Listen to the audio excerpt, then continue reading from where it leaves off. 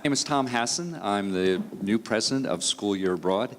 I think this is the place we should be this afternoon, nice and cool and wonderful. Welcome, warm welcome. It's great to see you all here today. And really, this is a new format for us because we were talking about the importance of making the connections of new students and parents and hearing from the RDs and some of our recent alums and our parents. And so sit back, enjoy, and we'll not only have conversations in here today, but we'll convene outside for some food and continue those conversations. So again, warm welcome. It's great to see you all. There are a number of people I'd like to introduce at the moment. First, I'm going to start with the resident directors. I'm going to ask the four of them to stand, and two of them are up there, Virginia and Pat, and there's Denis, and there's Hilda. And we are delighted that they're with us. They've actually spent the past week at the North Andover office and planning for next year. And we had a fun, productive week. And so you'll get a chance to hear from them on panels. And then also, we're going to actually, when we go outside, there are going to be tables, one for China, France, Italy, and Spain. And so you'll get a chance to meet them. So thank you. Great to see you. There are a few people who have either taught at SYA. I know the Mallinsons are here. Anyone else who've... Keith, Kim, great. Well, why don't you guys stand up? And these are people who spent at least a year helping us teach students over in the programs. Great to see you. Thank you.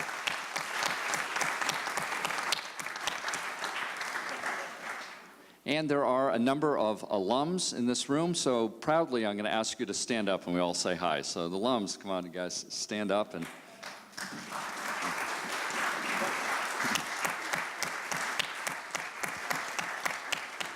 I'm going to take a moment to single out one alum. He's just walked through the door. Perfect timing. Stephen Foster. Now, the reason I'm singling out Stephen Foster, which is in the fall of 1964, he and 10 boys got on a ship and went across the Atlantic and started the very first school year abroad in Spain. So, Stephen, thank you. Welcome. And since then, 7,500 other people have joined in this wonderful experience. So we'll hear more from them. And not only today, but you'll be invited to a number of functions throughout the years, this year and beyond, and you'll hear much more and connect. And you all are part of the part of the SYA family. You can tell where I worked beforehand. But let me do this. Let me welcome, actually, the newest members of the SYA family, and that are the students who are about to go off, and parents too. So please stand, and we'd love to warmly welcome you to SYA. So please stand up.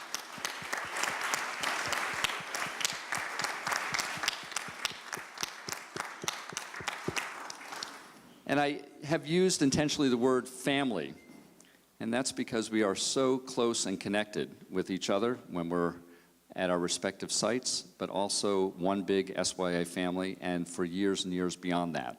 And I hope you're feeling that already today as you begin this journey, and I know it's a journey, and I bet you, if I asked you to describe your emotions right now, there are going to be two of them.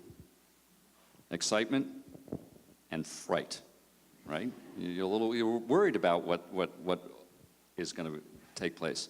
Know that many others before you have had those same emotions, and they end up the year saying that was, and I hate to overuse this word, but a transformational year. It's just amazing. And there'll be, and the nice thing to emphasize too is it's a year. You have a chance to really immerse yourself, not only in the language and the culture, with each other, and some things that you probably thought you'd never do in extracurricular activities, and start to think about that global thinker. Start to think about the confidence that you'll gather, the cross-cultural insight, and we all know that this world needs you. Now, I would say more than ever. And so I'm delighted, and we all are delighted that you're going to take part in this wonderful world of school year abroad. So let me, without further ado, I'm going to switch gears, and I'm going to go up to that mic up there, and I'm going to moderate this student panel. And I would say two important things as I'm walking up here. One of them is, this is not rehearsed, so I've asked them to speak from the heart. And two, I just want them, really my instruction was, think back when you were just about ready to go off to SYA. What was that like? And so they're going to kind of share those and then fast forward throughout their year and beyond. So here we go.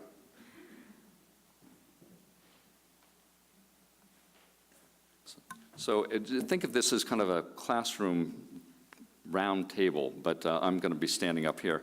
So let me do this. I'm going to ask each person, starting with Wes, to introduce him or herself and just say one or two words about where they went, school year abroad, and their high school, and if they're in college now. So Wes. Okay, hello everybody. Bonjour tout le monde. 大家好. My name is Wesley Livingstone, and I went to SYA France and SYA China. I loved it so much I had to do it again, which is a little bit unusual, but it happens. There are a few of us. And before I went to SYA France, I went to Pingree, which is in Hamilton. It's about 45 minutes north of here. And I just finished my sophomore year of college at NYU's campus in Shanghai. So after Beijing, I've been in Shanghai for 2 years now. Buongiorno. Y también hola. Like Wes, I did 2 years of SYA. First Italy and then Spain. Love them both. And I went to Loomis Chaffee before I went to SYA. And my name is Tyler. Thank you.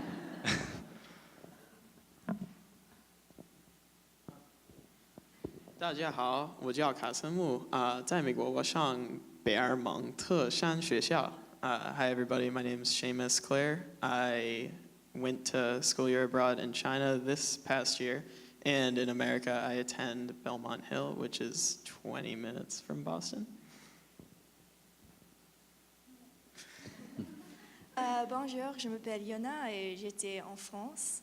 Hi, my name is Iona Forrester. I was in France, and I just graduated from Windsor, and I'll be going to Hamilton next year. And we'd love the RDs to introduce themselves as well. Sure. Buenas tardes, buenos días, casi buenas tardes. Soy Virginia Invernizzi. Nací en Uruguay. Crecí. Oh, I'm speaking in Spanish. Wait a minute. So I'm Virginia Invernizzi. I was born in Uruguay. I was raised in the States most of my life, and now I'm in Spain. So I'm the RD in Spain. I'm Patrick Scanlon, been the resident director school year abroad in Italy. I was on sabbatical last year, but 2 years ago I had Tyler at our school also as my advisee, and I can't tell you how proud I am to have him here today. Great, thank you, thank you. So let me throw this question out to the students. Think back about how you were preparing to leave your family, your friends, your school. Talk a little bit about that preparation that you did right before you ventured off to SYA. Any thoughts you want to share? I guess I didn't really prepare to leave. It kind of, maybe some of you are doing the same thing. It kind of didn't feel real. I started packing the night before I left, so it was kind of just jumping straight into it. But I remember about like this time last year, mid-July, I started to realize like, oh, this family that I'm living with, my actual family, I'm about to not see them for about a year. So that's a little scary. So that's kind of when it started to sink in, and that's when I started spending more time with them, I guess crossing off my pre-departure bucket list or whatever you want to call it. So there wasn't much preparation, but there was a point where I realized that it was actually happening.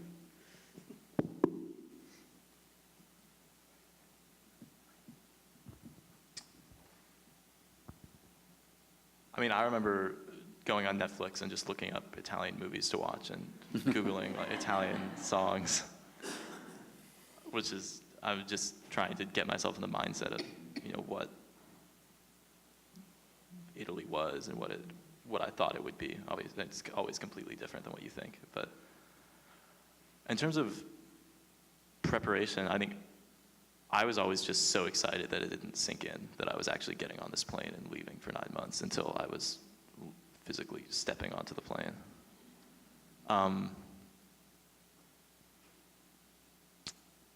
Yeah, that's, Let me ask you a question. So many of our students tell us that their perception of what Italy is like or what an Italian is going to be like is more based on Italian Americans portrayed in these movies. How was that true with you? And if so, how were they actually different? It's a generalization, but it might just stimulate some of those aha moments you get when you're over there. yeah, there's definitely a huge sort of cultural footprint that Italy has in America, which is, I mean, for me, I was expecting no one to, all of this and yeah, and scooters everywhere and, clothes. And there is truth to that stereotype, but I remember when I was driving, probably the second week I was in Italy, I was driving with my new host mother, and she was telling me about how she was going to give me this bicycle so I could ride to school. And she said, if you don't put on the helmet, I will take the bicycle away and you'll never see the bicycle again.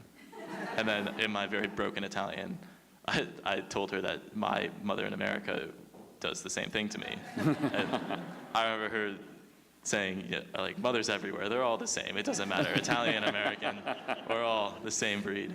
That struck me as significant just because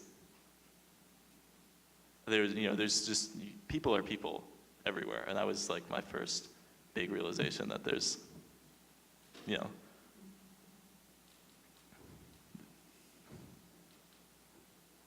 it's just, there's so much common ground between different cultures. Thanks. Virginia, if I could ask you, what kind of advice do you give the students as they're boarding the plane, and parents? I know we congregate and meet with, as people are departing. Are there any words you'd share with them? I think that one thing to think about as you prepare to go is think you're going to be uncomfortable. And lower those expectations, or have no expectations, but lower them if you can. And then when you get there, those expectations are low. Keep them low. And then they're going to be, and what I mean by this is because you're going to be scared. And so allow yourself to just know that everybody is scared with you, and that sense of discomfort that you have because you're not with your mom and dad, that's all. And because you're in a different culture, that's all. And that same sense of discomfort is building muscle in you. And just take it. And in a few months, you'll be the athlete of the culture. And you'll be able to handle it. But allow yourself to know that discomfort's coming. Iona, I'm going to ask you, as we fast forward to when you're over there, what was your daily life like, and how did that compare to what it was like at Windsor?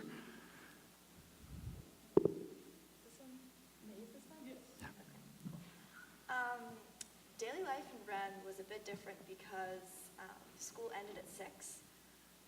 So we'd go to school from 8 to 6, and we'd have lunch at a local high school. You could choose between 2 local high schools, and then I did tennis outside. So you can go out into Rennes and sort of find what programs you want to do. People did dance programs, art programs, whatever you wanted. So I went out and played tennis. So on Tuesdays and Thursdays, after school, I'd probably go home, have a snack with my host sister. My job on the way home, sort of very stereotypically French, was to pick up the baguettes for, the next 24 hours. And so I got to know the bakery lady, and she would always ask me how my day was going, and I'd go home, have a snack with my host sister, and then head off to my tennis practice, where I was playing with a bunch of other local kids, which was really fun to sort of immerse yourself into the locals just without any sort of safety net of having, an American friend or anything, which was really awesome. Great. Wes, can I ask you, were they different in your 2 sites of your daily life, or is it? Yes, they were definitely extremely different. In France, I remember, this was a long time ago, but I was just so excited every single day. My host family lived quite close to school, and they provided me with their own son, who was studying at that point, not at home. I used his bike, and I rode to school every single morning. I got a little tarte aux pommes and arrived at school. Classes were busy, and I was very, very, very tired at the end of every single day, just spending the entire day using French, thinking in French. It's exhausting, and it's the best type of exhausting because you know that you've been spending such good and positive energy throughout the entire day, but nonetheless, it's tiring. And then after school, I would like to say that I had like a tennis or an activity like that, but no, in the first semester, I definitely didn't. It was all about going out with friends, seeing the city, riding my bike into town, going to bookshops, cafes, out to dinner, which was definitely a lot different from my life at Pingree. I was living in the suburbs. I had to have my parents drive me to school every single day and then pick me up. But here I had just this new freedom. It was so tangible. It was so real. And every single day I was really living. In China, it was definitely a lot different, but it was similar in the way that I had freedom, albeit quite different. I would wake up in the morning, and my house was also quite close to school, but I would have to put on my uniform every single day. And I'm sure everybody's seen the pictures of the famous xiaofu, which is the name of which just means school uniform.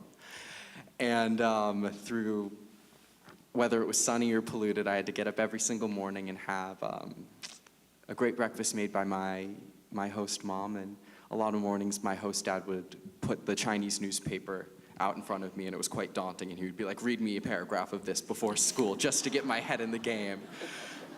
And at the same time, I would also be stressed out because we also had a dictation, 2 dictations every single morning, so those characters are running through my head. Those characters are also running through my head, and the Chinese TV is blaring in the background, and I'm walking to school. And I would arrive, and we would have very intense Chinese class. First thing in the morning, so you are there, you need to be sharp the second you arrive at school. And you're also very tired at the end of the day, as you can imagine. But Beijing is a lot larger than Rennes, of course. But also just the opportunity to go out in the city, take the bus, take the subway, where Rennes only has 1 subway line. Beijing has what, 20, something like that. A lot, it's a big subway, it's a lot different. But both places were incredible in their own way. And yeah. Great. Pat, if I can ask you, how do you help students make that adjustment in those first weeks? We encourage our students to depend on the resources that are available to them there. So between the teachers they've met, their advisor, their host families, all of those are challenging because they're people they've just met. But the key, I think, is to encourage them to break away from the resources they're used to and to use the ones that are on site. And the students that are able to do that find the adjustment often easier and sometimes more satisfying. That's not a universal, but that's the advice we give them, and then we provide those resources for them when we can. Great. Now, Wes mentioned a little bit about host families. Why don't the other students talk a little bit about their host family experience and how it was like at the very beginning of the school year and then how it evolved over time? Take that one. The biggest thing for me that I realized when I was on the plane was like, okay, I'm on this flight for the next 13 hours.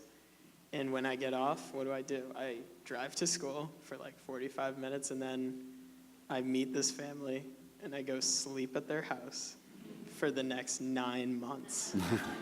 And that was frightening, and it was probably the most scared, like not scared, but it was the most scared I've ever been in my whole life, probably, just making that realization as I sat down on the plane. And so it was about how it sounds. You meet a family and you sleep there, and they're not scared, they're excited to have you, but you're definitely frightened. So the next morning I woke up, and the first noteworthy thing I did in my host house was clog the toilet. And we didn't have a plunger. So that day was spent finding a plunger. and I unclogged the toilet and quickly patched things up. As the year went on, I mean, I had a unique host family experience because I switched host families second semester, so my host mom started a business. No one was really at home, so I mean, I talked with my advisor, and he helped me get a switch going.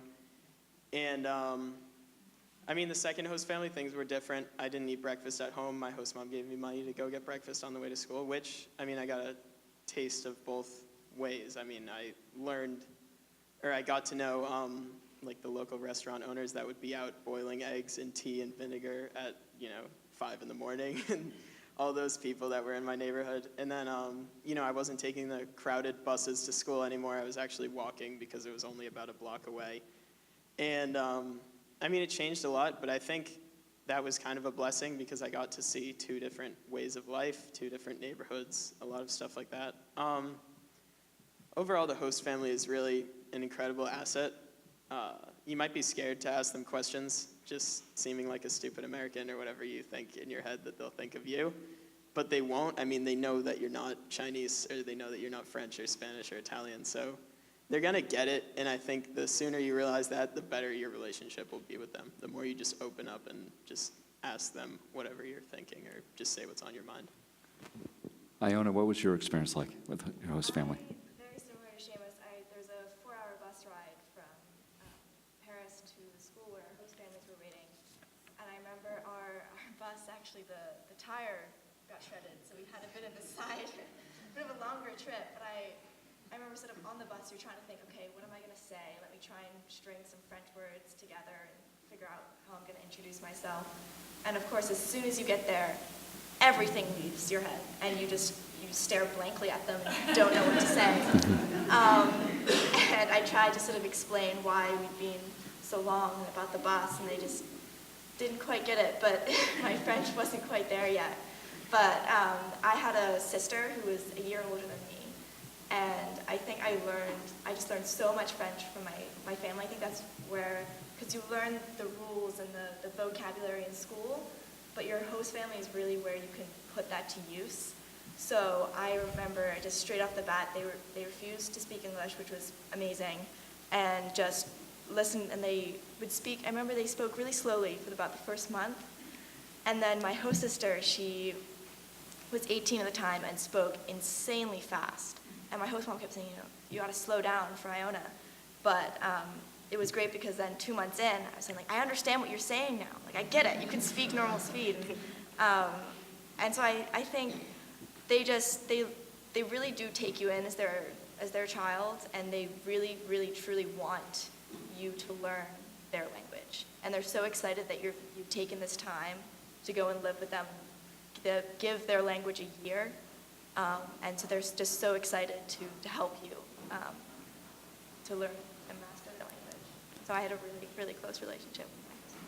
So I know we've touched on life outside both the host family and the classroom, but talk a little bit more, each one of the students here. Can you just talk a little bit about what you did outside in terms of co-curricular activities?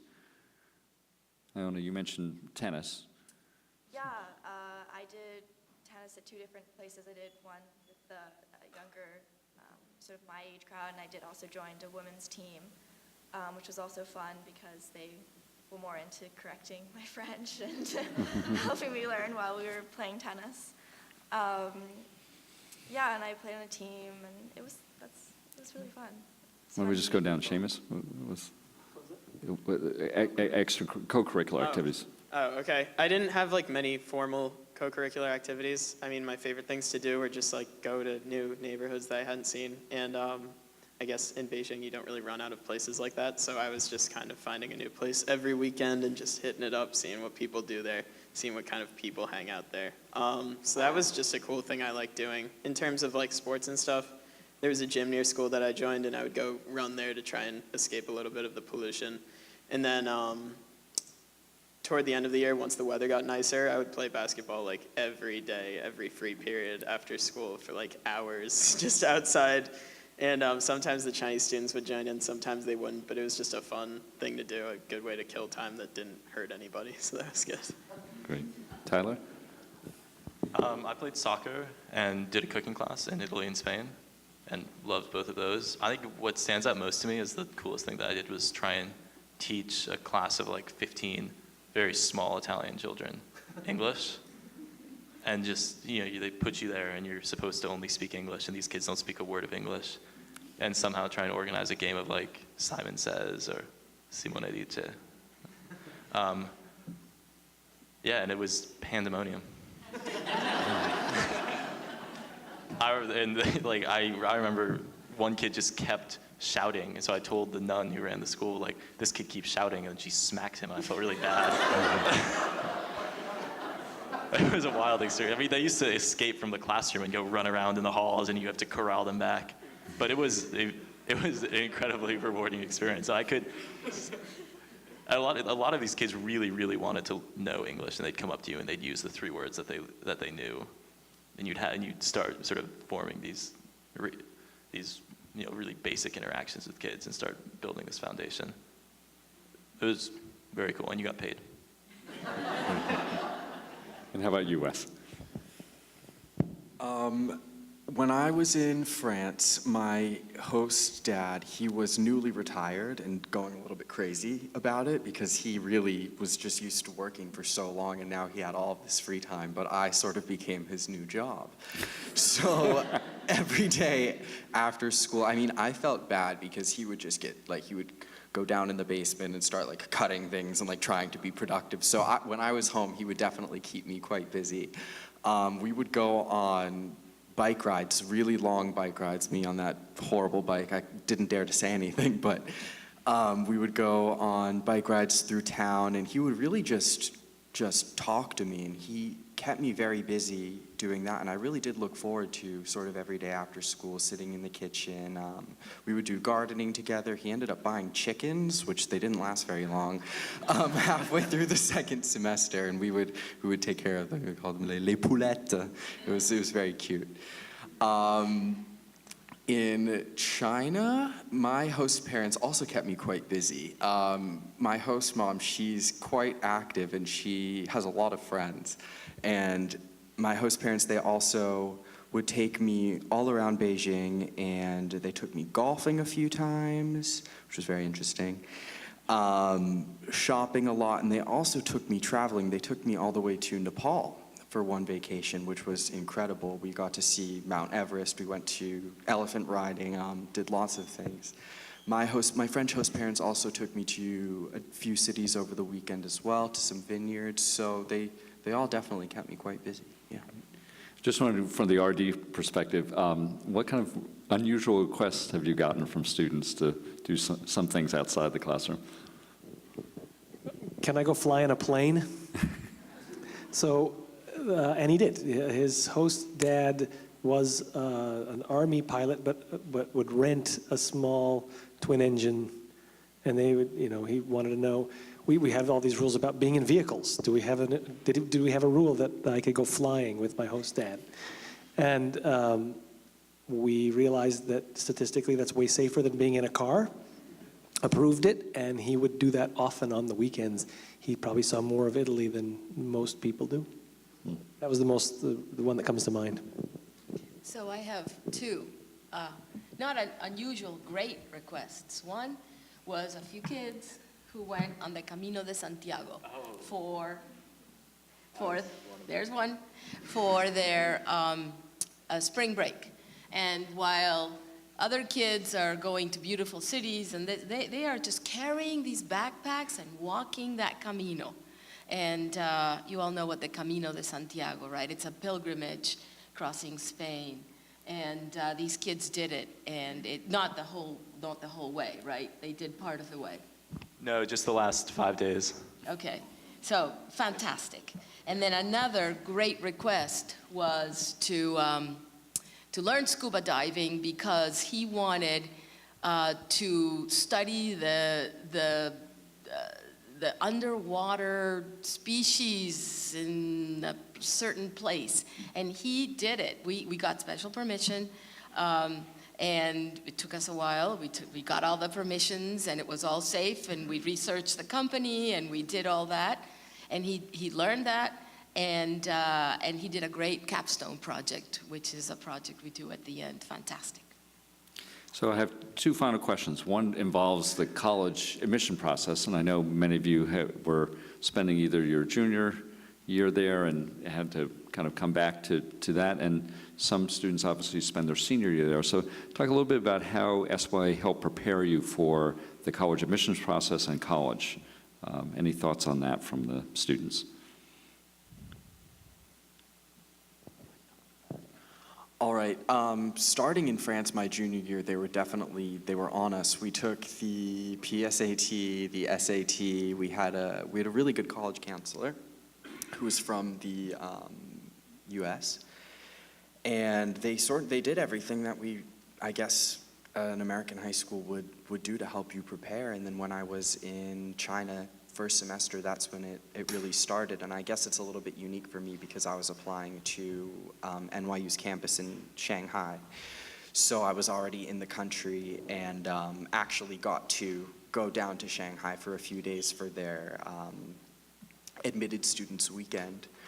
But no, the whole process went very smoothly, and definitely felt that there was more than adequate support in that realm, yeah. I agree, yeah. I was also in France for junior year, so I did the ACT and the PSAT, and testing was actually very easy to sort of plan out, and they help you with that, which was great. And then I was back in my high school this past year for senior year, and SYA has definitely influenced my college process a lot. My Common App essay was all about my year in France, and yeah, I think it sort of showed me what I wanted and what I wanted to study. I want to study cultural anthropology and French, so it fits quite well. But yeah. Great. In terms of like I'm not through the process yet, so I don't know fully what it's gonna be like having gone to SYA and doing the whole college thing. But I know when I went, that was one of the main things I was concerned about. And once I got there, I was like, all right, the only thing I can really do over here is take the SAT, take APs, like get through the testing part. And I got home and I was like, all right, let's like catch up, let's see what I missed. And they were like, did you take the SAT? And I said, yes. And we talked about that, and that was really all you make your college list in whatever junior year, but you don't miss that much junior year being away, except for the stress, like everyone freaking out about college. And that's a good thing to miss. Exactly, yeah. So I'm kind of happy I wasn't here this year, because I think I would have been going a little insane if I had to hear about it every day. So I think it's kind of healthy being away during the college process. And I think what you lose, like, I guess you lose a year of American school or whatever. But I think, also you were in wherever you were in China for a year. That's pretty cool on a college app. That looks pretty good, and I think people like to see that. It's definitely not a thing a ton of people do. So I think it's definitely gonna be a pro in the eventual, college process. I would also say just one more thing. I did tennis recruiting. So I was told before I went away, I had to choose, tennis or France, which one I wanted to do, and I just refused. So I said I did tennis in France, and then as soon as I got back, I just got right back into doing recruiting camps and talking to coaches, and I'm going to school for tennis. I'm going to be on the team, so it was just one thing that they told me I couldn't do, and it's not always true. So one last question. I'm going to ask each of the students one piece of advice that you want to impart for these students about ready to head over to SYA. Wes, we'll start with you. All right. Parlez français, 说中文, speak the language as much as you can. It's everywhere, and you will regret it if you do not speak it as much as humanly possible, because the second you get home, you will want to speak it, and you will miss it so much. It's everywhere, it's all around you, and everybody's waiting for you to speak it with them. So go ahead and do it, and don't be shy. Make as many mistakes as you can, and after you make bad mistakes, you will never make the same ones again. For sure. You will remember forever. Yeah, that's my biggest piece of advice. Tyler. just lose all of your pride. You're going to make an absolute, you're going to make a fool of yourself. And that's, I think, the best part of this experience is just constantly, is the ability to, after 9 months, look back and be like, I can't believe I ever said that, or I can't believe that I ever got on that train that wasn't going in the right direction. That one's personal. But just, I mean, having no fear to look like just an idiot. And you'll be much wiser for that. Great, good piece of advice. I guess my advice would be, and I think it kind of like encompasses everything, but it's just like forget about your life before, like don't fully forget that you have a mom and dad or whatever, but like forget about your life before SYA. Like don't spend the first morning like getting on Facebook and seeing like, oh, what's everyone up to? Like that's just not gonna make your year go well. It's only gonna make you miss home more, and it's like unhealthy to do that. So I think just kind of focus on where you are, focus on because you're a long way from America. You're not gonna be back there soon. So I think just focus on where you are, speak the language other people are speaking, like don't find the like one American restaurant within a 50-mile radius and like find a way to get there. Just concentrate on where you are and what you went there for. Don't, waste all your time dwelling on what you might have done back in America. And Iona. Slightly going off of that, I would say invest in your relationship with your host family, because I think you learn the most from them, and that's the most rewarding relationship when you leave, is to go back and visit them. Thanks. I know we're going to have time to mingle and all that, but I had time for about 2 questions. Does anybody want to ask a question of the panelists while they're up here? Yes, sir. So for the students, how did your friends back in the U.S., did they just like get you, or, that's kind of like a separation thing, right? Because you're told not involved. How do you do it?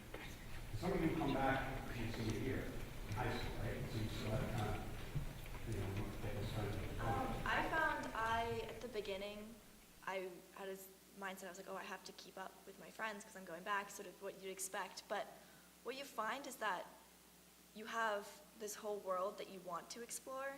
So while yes, you have and you sort of want to spend your time with your new friends and exploring the country where you're in, you don't really want to go back to America because you're going to go back in 9 months' time, so you only have 9 months in this country, you might as well make the most of it. And honestly, when you get back, you just ring up your friends and they want to hear, about your experience, and it's tough going back. Like, if I'm going to be honest, it's not, you missed a year. But if they're, good friends, they're not just going to suddenly stop talking to you or stop being your friends, and they'll want to hear about your experience. And you do find, it takes a while, but you do find your way and you find your place back with your friends in America. I think maybe I should rephrase. Don't entirely forget, but don't try and act like you're living in America, because everyone knows you're not, and it's only gonna be negative in the long run. I think you have to find a healthy amount to speak with your family and your friends. For me, that was every Sunday night I would Skype with my parents, for a little bit, and just keep them posted. You don't want them to forget about you. You don't want to forget about your parents, but that also goes for your friends. Send them a picture every once in a while. Be like, hey, I went to this place, or this is what I'm doing this week.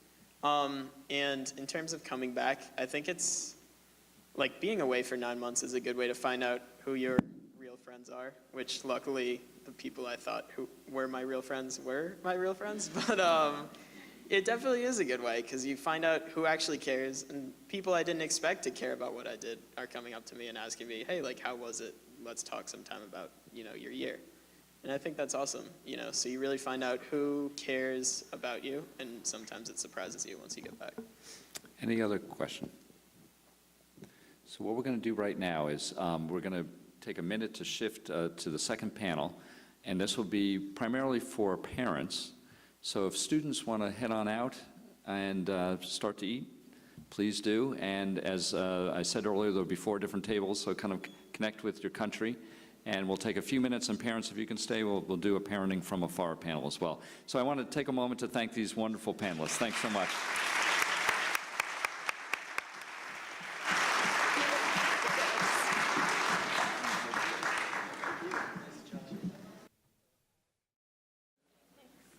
Great. Hi, everyone. Welcome. My name is Eileen Kelly Aguirre. I'm the executive director, and my role is to oversee the schools. And at much more of a distance, the summer programs. We have somebody at SYA that directs those and works with me.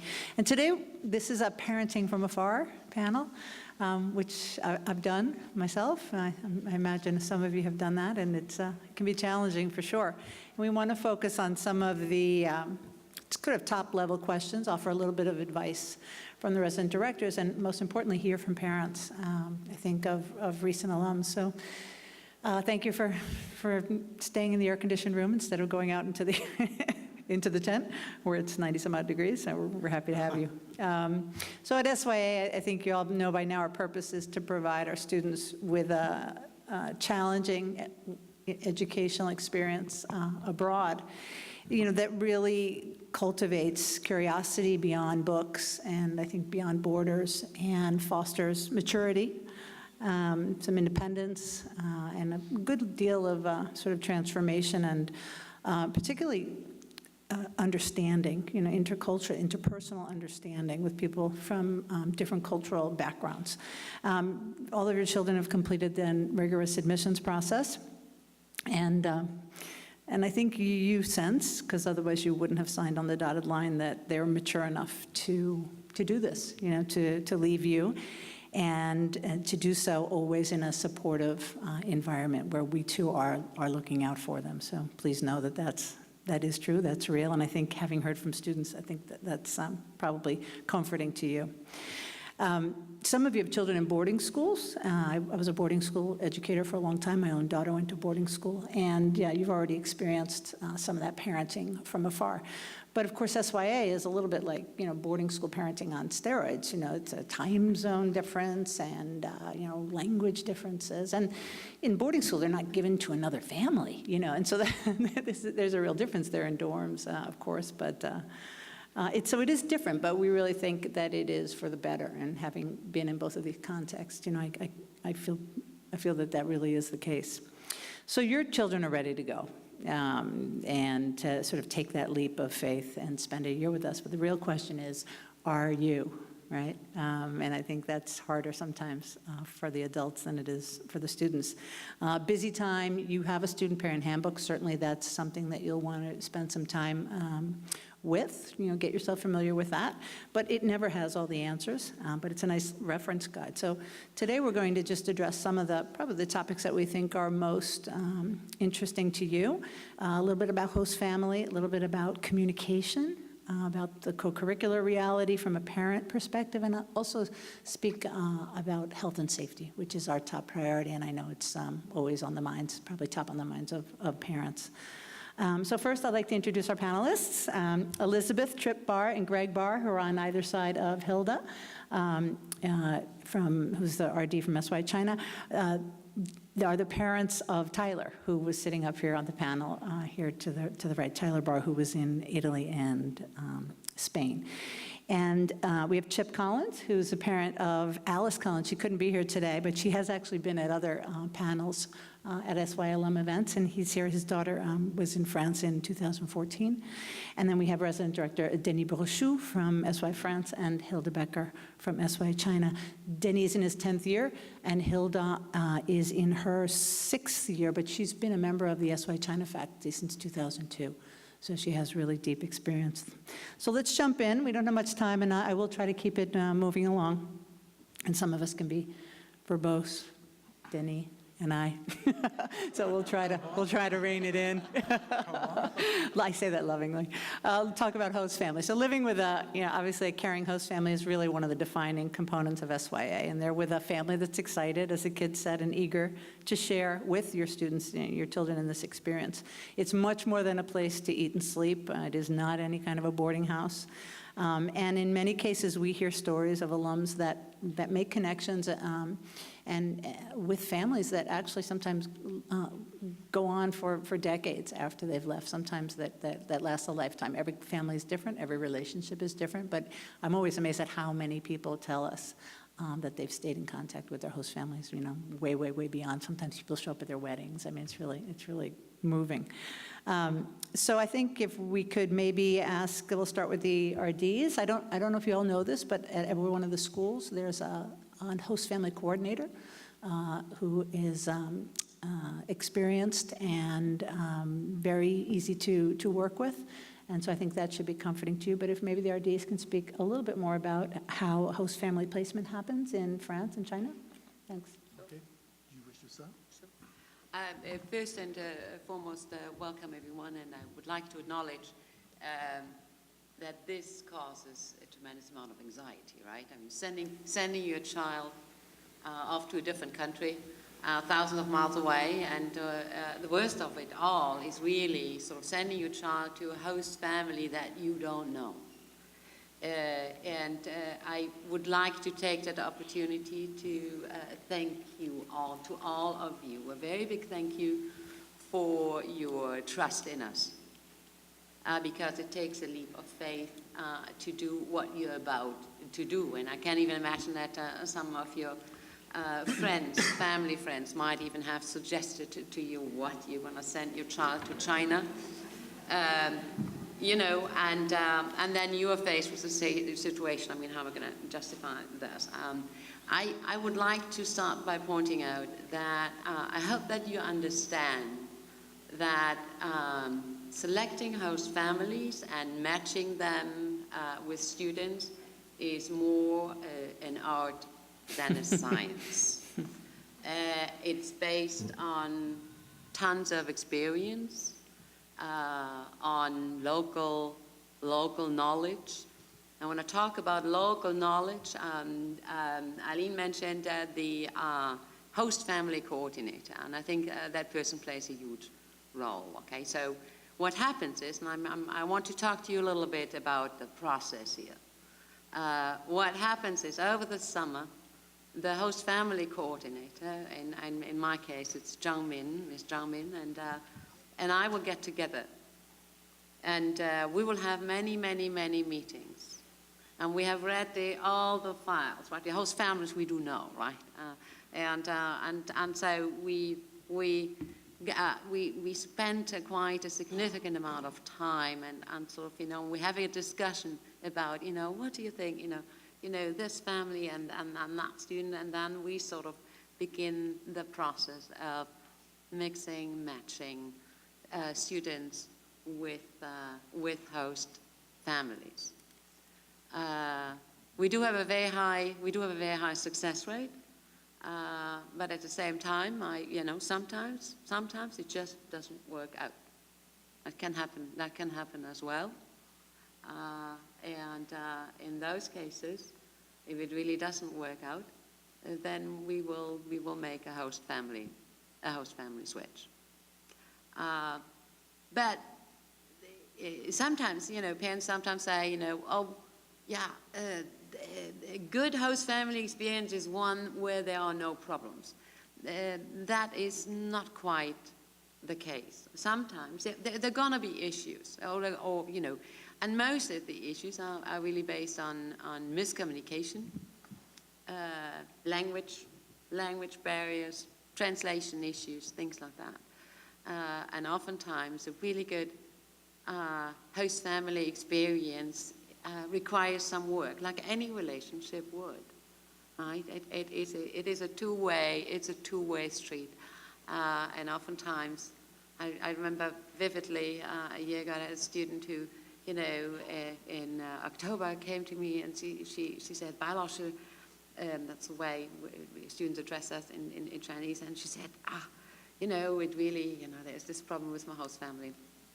And then the host family coordinator and I, who's available throughout the year, we will then talk with the student and work and help the student if there are any issues in a host family.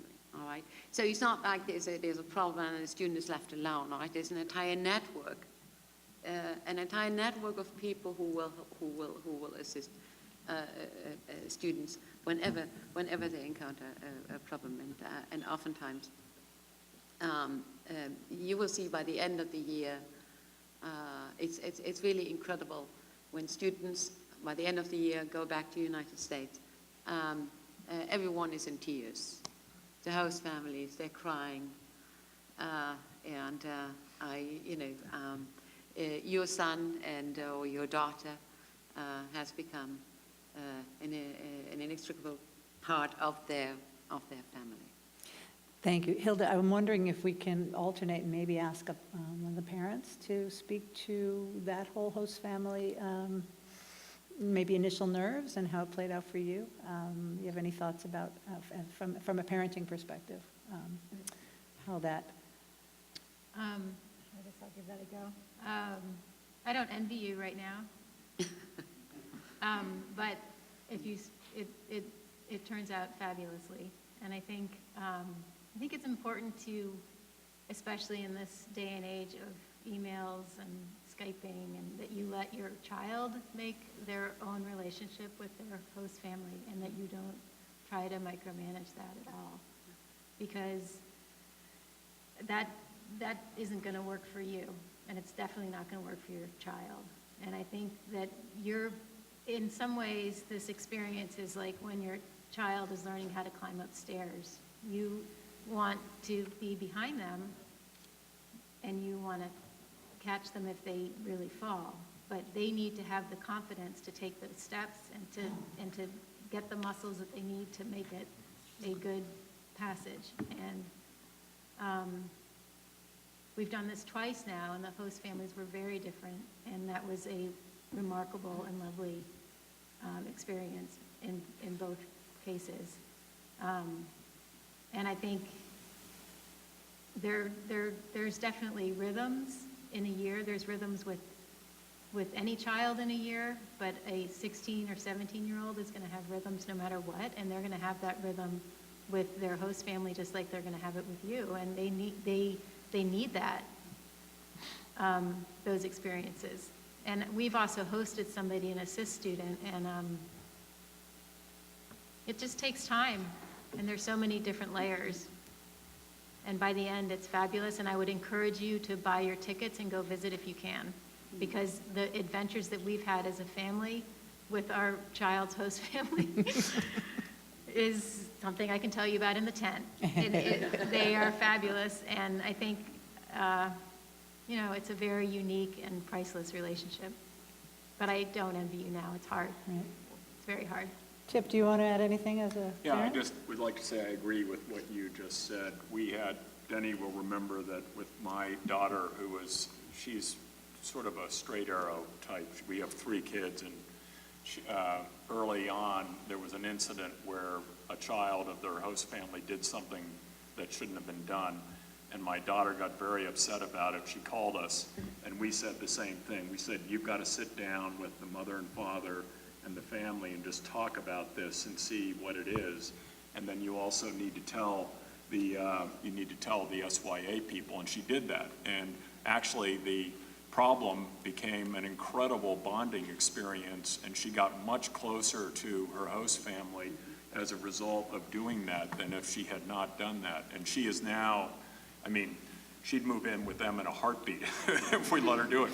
She's very close to her host family, and she loves them, and she was full of tears, as you said, when she left, and they're very close. And so it was a very interesting experience. But I think letting your child set the relationship and not trying to dictate it yourself from afar is the key thing, because otherwise it's almost impossible, I think, if you don't let them do that. So That's great. So Denny, just if you have any final comment, we'd like to talk about communication, but if you have any final thought about the host family? Yes, Denis. I'm seldom speechless, I would agree. However, I do realize it's not licensed to get into a speech. But at any rate, I can measure my... It's a loving rib, No. Denny, come on.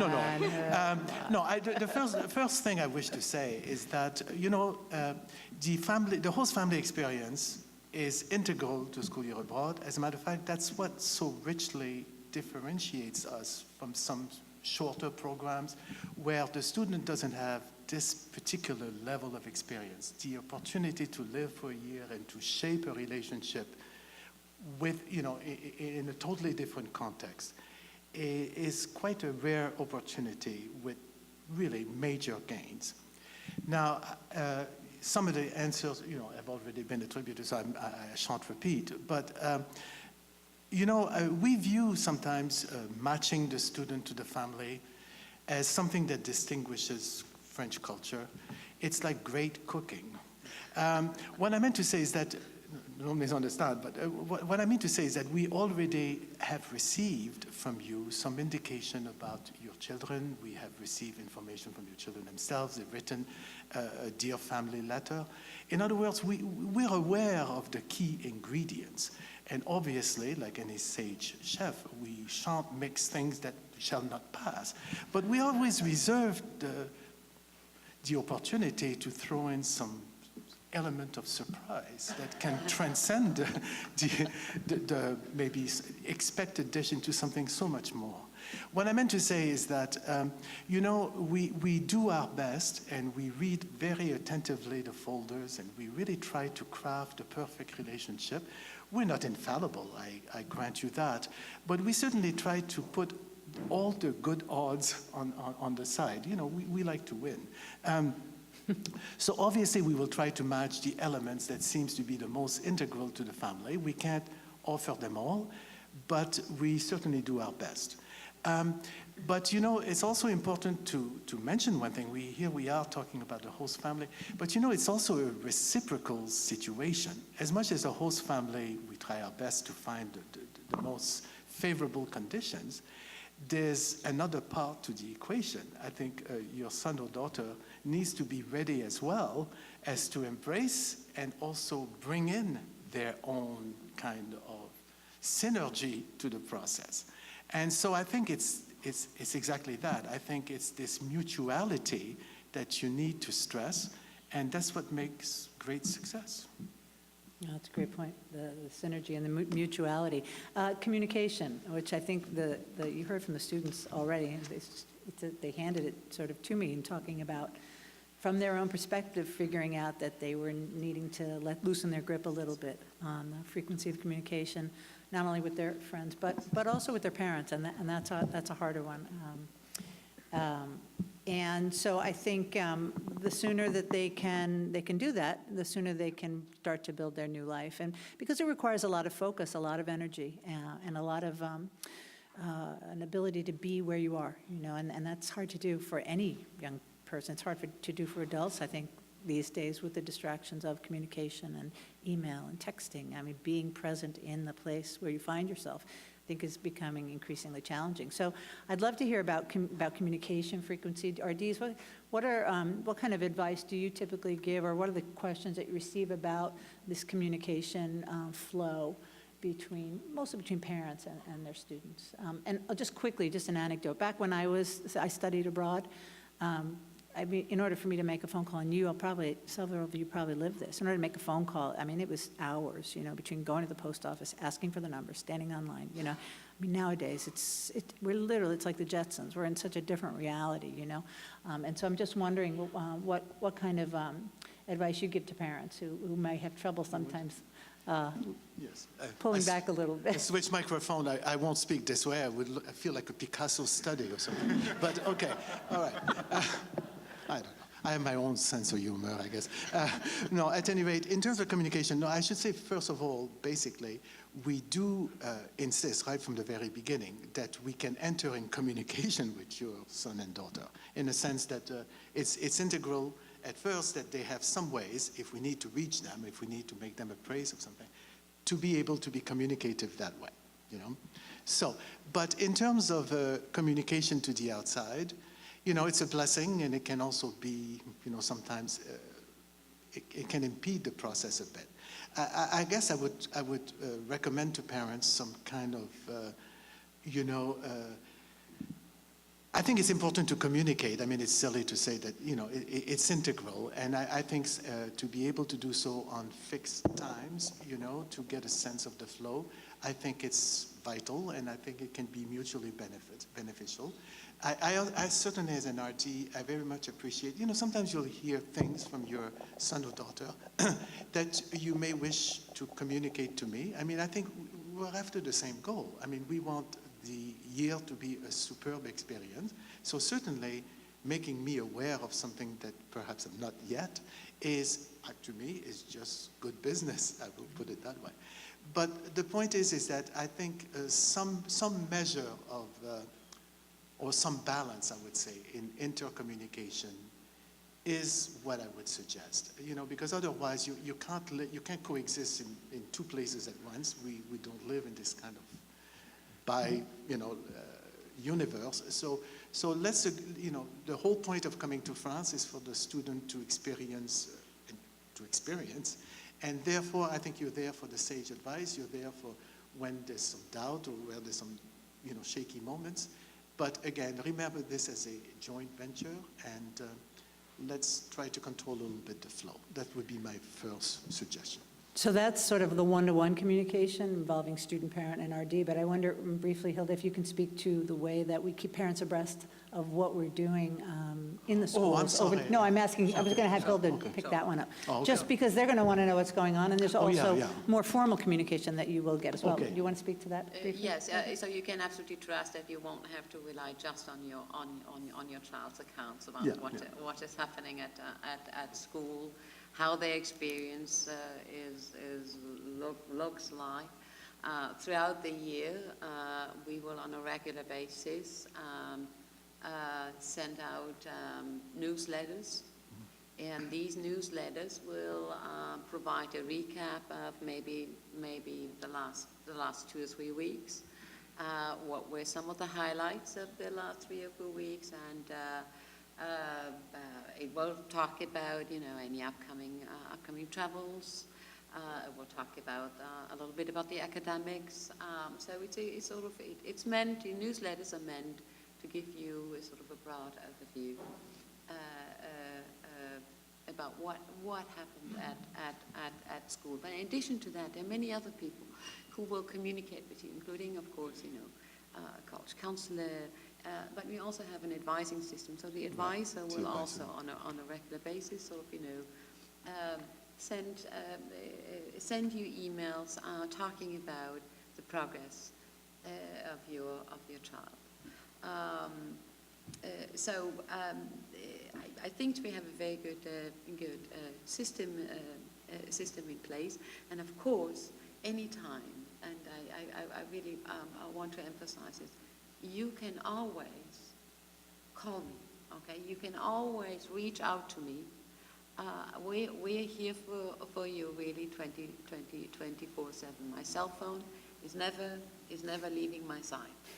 So if you are having any concerns about the well-being of your daughter or your son, then please, of course, you know, the RD is the first and foremost sort of point of contact for you, and so please know that you can always reach us. Chip, do you want to speak about communication at all? Do you want to offer any thoughts about We whether were- it changed? I'm sorry. I'm so sorry. Sorry, go ahead. Yeah.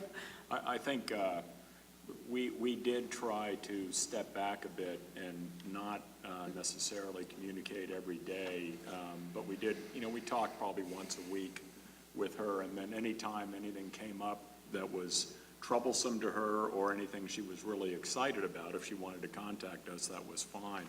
But we tried to let her sort of carve out her own space. She went over, and I know each kid is somewhat different, but she went over very, very excited about diving into the culture over there and speaking French and not speaking English. And so we wanted, at the start, we wanted to give her enough time to try to get started with all of that. And she generally adapted pretty well and got along with the family. So there weren't huge issues that arose for us. So. Greg, do you have any thoughts about That or anything else we've said up until now? Yeah, I think it was helpful at the start in both years. We had a video call with Tyler, and he just sort of showed us his room, and I think in one instance, he introduced us to some of his family members, his little brother and things on a video call, and that was just reassuring that you could sort of picture where he was and what his world was like a little bit, and I think that helped. And then from there, I think we just sort of took his cues around when did he want to talk to us. There was obviously some safety issues when he was traveling and stuff. We'd have him text us when he was back or when he was leaving, but oftentimes I remember I'd get calls. He'd be walking to home after the school day had ended, and he'd just use his cell phone and call home and just sort of connect with us, and those were fun calls. He'd have something to tell us or something, but generally I think it's right to sort of let them knit in early on and kind of find their bearings. That's great. Susan, how are we doing time-wise? Just want to make sure. We're good. Okay, so with two topics, really, a couple topics. Briefly, I think, maybe about, we've spoken a little bit about co-curriculars, and I think sometimes that gets lost in the shuffle, so it's good to speak about that, because a good chunk of their time is spent outside of the class. And we really try to give them free rein to engage in different ways in their local country. So I don't know whether parents, did Alice wasn't with us, did she pick up anything new, or did she follow sort of existing interests? Was there anything that was vibrant about her co-curricular reality? A lot of Alice's extra activities, well, first of all, let me just say that one of the great things about the program was the closeness she got to her friends who were there. She enjoyed the other kids who were there immensely, and she still has close friends. In fact, a couple of them are at college with her too, which they didn't know was going to happen. But a lot of her activity occurred with her host family. The grandfather, the wife's father of the family, was a very successful businessman in Brittany, and they would often go out on weekends and go visit them and see them, and so she did that. The other thing is our daughter is a foodie. She loves to cook, and so she would go to the farmer's market every weekend with the mother who was there, and she'd pick up food and they'd cook over the weekends and do things like that. And so that she sort of just loved to dive into the French culture, and that was more of it. There weren't, she didn't do formal sports or other things. She ran every day because she's a runner, but she did that on her own. She didn't do that with a team. So. Yeah, I mean, when we talk about co-curriculars, we don't even think about all that they're doing with their family. And yeah, believe me, right. The farmer market in Rennes out farmers most farmers markets anywhere, I think. Do you want to speak, Denis, to sort of the breadth of some of the most popular opportunities for students? Sure. It's a different context, of course, but, Rennes happens to be a city that thinks much larger than the size that it is. No, right from the very beginning, as a matter of fact, it's an incredible wealth of resources. The students are given a publication that's called ABC de la Rentrée. It has every possible activity that you could come up with. And we have a coordinator that will assist the students to find something that may be interesting to pursue. Sometimes, obviously, what's present here in this country, particularly in certain sports, is not always immediately accessible. There's field hockey doesn't really exist as such, for instance. I'll just give that as an example. But there are some other things that resemble it. And so in terms of sports, again, there's the full range. They often have to try out for the sports, but in terms of the others, we have someone dedicated to facilitate the process of adhering to an activity. We also involve the host families, because sometimes a student may select an activity that may be appealing. 2 or 3 locations may be available. It might be a good idea to make sure that it's something that's feasible in terms of distance, accessibility, and so on. And usually things evolve. So we're very supportive that way, but we really encourage them to select an activity in which they will commit themselves. There's also a great deal of other activities that exist that we favor, certainly in terms of community service and so on. We have a very successful program of working with the elderly in retirement homes. And so students basically will adopt a grandmother or grandfather and really become committed to that particular process.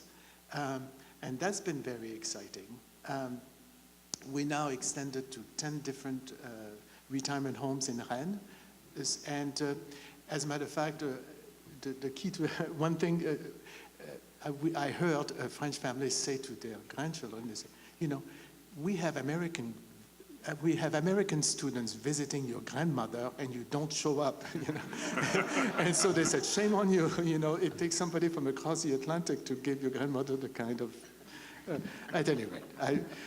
But no, overall, again, we have some opportunities to work with the Institut Franco-Américain. They can work with younger children. There's some reading groups. There's also some discussion groups with lycéens of their age. So there's a whole range of activities, I think, that the students can get involved in. So it caught my attention that Tyler spoke about the teaching English to the Yes, children in Italy. yes. Because I think that's true, not just for him. I think that's very moving to a number of the kids in Italy. So I don't know if either, you know, Tyler's mom and dad want to mention anything about that person, or Hilda, if you want to speak. Because co-curriculars are a little bit different in China than they are in the European schools as well. So if anybody who hasn't had a chance to speak would like to offer a thought. Yeah.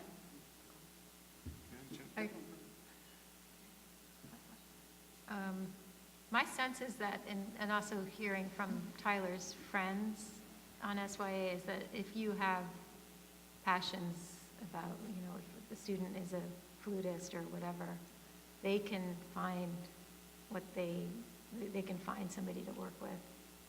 So it's just a question of their motivation. And I think Tyler definitely, you had asked, like, did it spawn new interest and things like that? And Tyler never had tutored or done anything like that before, and he continued it in Spain. So I think it's an opportunity for kids to try on different things, and some will do tennis like they have always done and broaden their horizons in that way. It's the same thing, but it's all different. Same activity, but all different because it's a different cast of characters and different. And but I think all kinds of things can happen. I think that's the main thing. And you either got to decide to whether you're going to push it or whether you're going to let them find it. And you know, my feeling is good things happen when you step back a little bit, and not to be so obsessed by the college process that they have to do X, Y, and Z extracurricular. And I think it's pretty safe to say that today that's a rare moment. I think our kids are in a reality where lots of forces are pushing them to do. And so this idea that, you know, give them a chance to decide for themselves how they're going to spend a chunk of their day is a really healthy thing. Hilda, any just final comments about some of the ASW, activity, service, and wellness in China? And then we're going to end with health and safety, and then we're going to eat. And I'm sorry, I know we're over. Yeah, so the situation is actually rather similar to what Denis has been describing for France. We, of course, try to create activities for students that allow them really to immerse themselves in the local community. So we have right next to our school, we have also a local community center, and it's just adorable to see the interaction among our students with the members of that local community center who are mostly retired, but very, very active, and some of our students teach these retirees English, and in return the locals teach our kids cooking. So it's a win-win situation all around. We also have what we call a language exchange program. We have a multitude of other service opportunities. We have some fantastic relations to a school for autistic children in Kunming in Yunnan province in southwestern China. In February, we will take a trip there, and we will spend an entire day with that particular school. So we try to do some fundraising. The kids make cookies and sell them, and hence we are able to support that particular school in Kunming, for example. So these are just a few examples of a broad range of activities that students can get involved in. while some of the more regular activities such as fencing or horseback riding might be available, are of course available here, but might not be available in China. I think one should keep in mind that there are many, many other things that students will gain by being in China and by getting engaged in activities and service opportunities in Beijing. Great, thank you.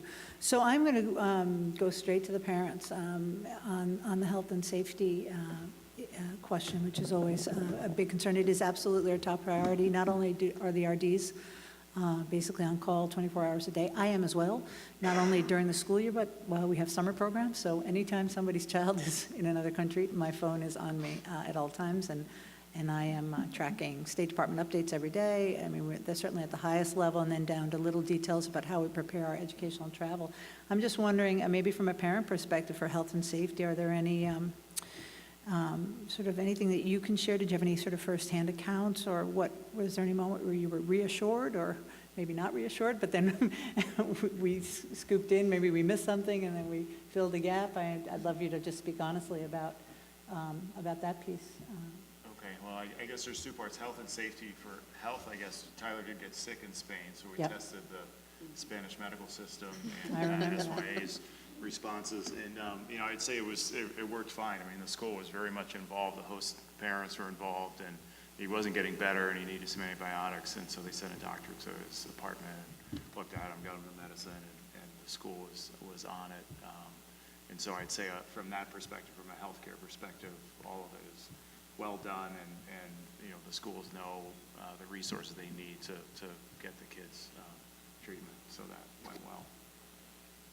Anyone want to speak to safety? Any concerns? I mean, certainly, we had a challenging year in France this past year. I don't know if Denis, you want to,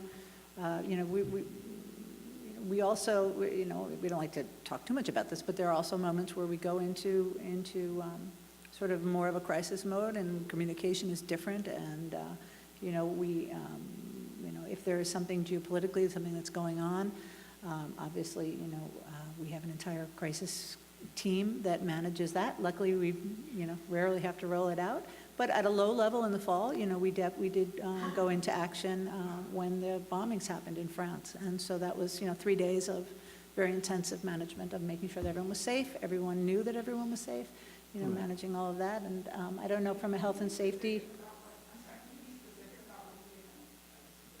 For France? Well, so that was, I'm happy to go, I'm happy to give specifics at lunch, but I mean, basically, as I said, we monitor proactively anything that's going on. The minute any sort of news comes in, and I don't just get my information from news sources. Anytime we have a sense that something might be happening in country, and there's a possibility that any of our students would be in the vicinity, it just automatically, there's a team in the home office of about 5 or 6 people, as well as a team in the school that is conferring with each other, and we have a plan to make sure that we're working very closely with marketing communications, who are experts on sort of leading in that realm. And we have many constituents. First and foremost, whoever the child comes first, the safety of the child is the #1 driver. Once that's insured, then it's a matter of making sure that everybody who needs to, everyone is informed. And at SYA, we're a very complex constellation, because it's not just your child and you. It's your child, you, the host families, the sending schools. We have to make sure that any school that has sent a child to SYA is also informed about what's going on and what we're doing. And so certainly we try to be, and Denny and I were on, basically with a team, we were on the phone steadily planning, making sure that the kids are following the directions. If it was shelter in place, that they knew that. And that literally almost every half an hour, we manage it until it's quieted down and the kids are safely back.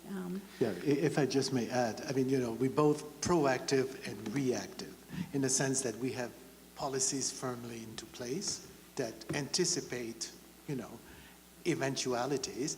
But then when you're faced with a fait accompli, then you react to the situation.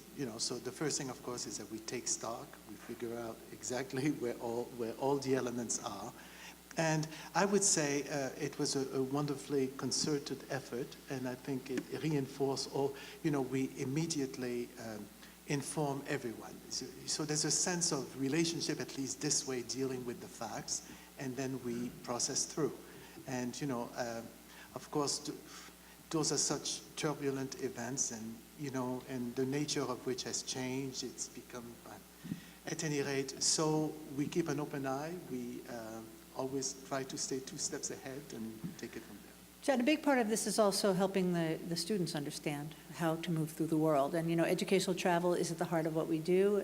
And so, a lot of our education is preparing them to engage in a safe way in travel throughout the country. And sometimes students, with parent permission, are leaving the country, And so it's sort of embedded in a lot of what we do, is trying to make sure, because they're at the center of it, and we want to make sure that their instincts have been honed and refined as they move through the world. Any other comment from? I'd like to say that during the Paris attacks, the communication was very good to the parents. And we didn't have anybody in France, but it was travel weekends not for Spain, but I think the first travel weekend for Italy. So, it's up to you to stay calm too. And I think the emails were very inclusive and instructive and good, and it all worked out fine. Thank you. I forgot the other piece of the SYA realities, which is if there's something going on in one SYA school, we also want to make sure that everybody in all the other SYA schools is also up to speed. So we're gonna wrap up because we're way over, and I said we love to talk about this, and I could do it all afternoon, but I'm sure you guys have other plans. But I think we'll just wrap up with the SYA experience sort of as a whole, and I'll ask the RDs, as we're heading towards departure, what words of reassurance might you offer the parents that are here? And then finally, I'm going to let the parents have the last word to speak to what changes they noticed in their own children as a result of this experience that they engaged in. So words of assurance, RDs? Well, again, first is a word of gratitude. I understand, I'm a father myself, a daughter. I know what it's like to separate from the child. So I think, your decision to afford that possibility of growth or experience to your children is very laudable. So we applaud that, and we honor it. You'll hear perhaps the same joke at departure, but what I meant to say is that we try to be in loco parentis. We will love your children. We will support them. The only thing is we won't do so unconditionally. If there's, but all I want you to know is that we do our best, certainly, to create yet another level of family, so you can be reassured of that. But in terms of the experience, it's one of those rare opportunities where your son or daughter can be anything they wish to be. They're no longer, they're connected to what they have experienced academically or perhaps in terms of experiences before. But this is an opportunity where you can actually make it happen for yourself. You are or you will become what you try to do. And so that's why we encourage them to take risks and take leaps and we hope you will take that leap of faith along with us and see what happens. It's a wonderful experience. The kids come back and they truly, I know the word transformative is sometimes overused, but there is transformation. So I would say, and also have the confidence that we work together to the same goal. Again, I wish to stress, you're our best ally, and we want the best for your decision. So with Hilda's permission, I'm going to give the parents the last word of the day, if that's okay. I'd just love to hear about what sort of changes, in what ways did they change, in ways that you don't think they necessarily would have had they stayed home? Well, I think with Alice, our daughter, who's our youngest, she's always been a passionate student, but her self-confidence grew dramatically over the course of the year, and also her global awareness grew. She had sort of followed tangentially some of the issues that have been going on in Europe, before she left, she didn't really have a passion about it. She came back with a real passion and an understanding about how the countries reacted to one another, the differences that existed over there, and she became very passionate about certain issues that she thought she saw playing out over the course. One of them is just women's issues overall, for example, and she's pursuing those areas at Georgetown University, which is where she's going to college now. So she grew markedly over the course of that experience. And I'll just give you all one comment, which is that she called me yesterday. She's actually working on a ranch in Montana as a wrangler right now for the summer. That's what she's doing for a summer job. And I said, well, I'm going to do this panel. She said, is there anything you want me to say? And she mentioned a few things. And then at the very end, she said, you know, that was the best year ever. Literally, I mean, that was her last comment to me. She loved the time that she was there, and I think she really still feels the family, from the faculty, the other participants, and her host family. She sees that if she needs it, she's got this whole other area of awareness that she's got that she didn't have before she went over. So I would say, again, it's confidence, it's independence, it's inquisitiveness, questioning things a little bit more, I think, and in terms of interests that spawn,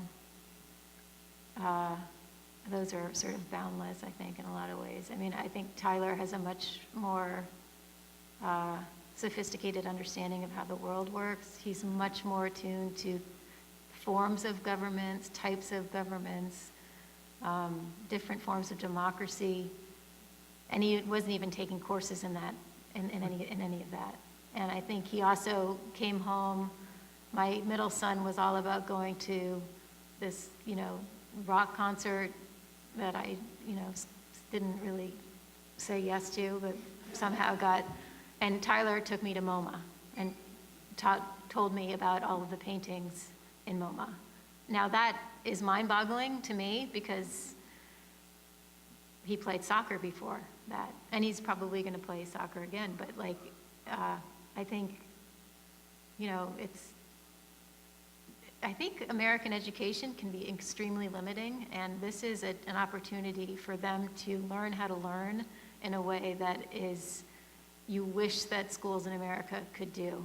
And I think that you're giving them a gift right now that will last them for a very, very long time.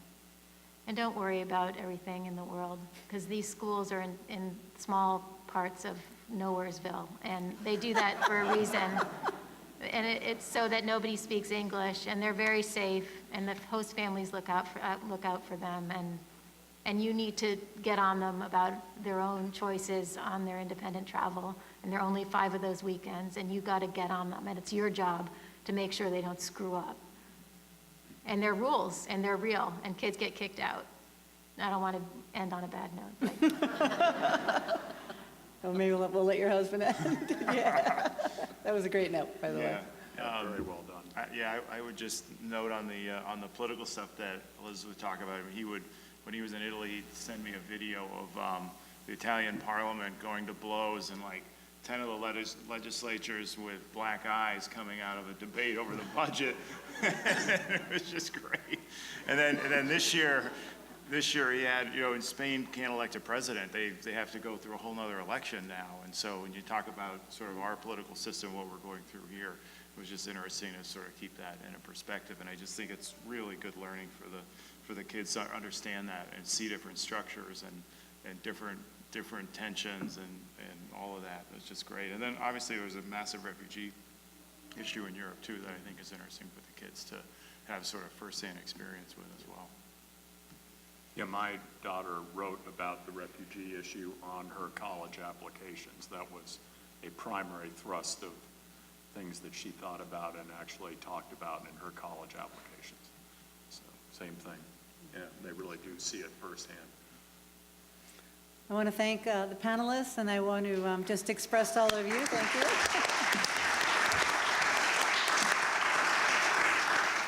Just in closing, to tell you all how thrilled we are that you're part of SYA, and we look forward, we'll get to see you again, hopefully at Departures, and I'm sure we'll be in touch over the course of the year.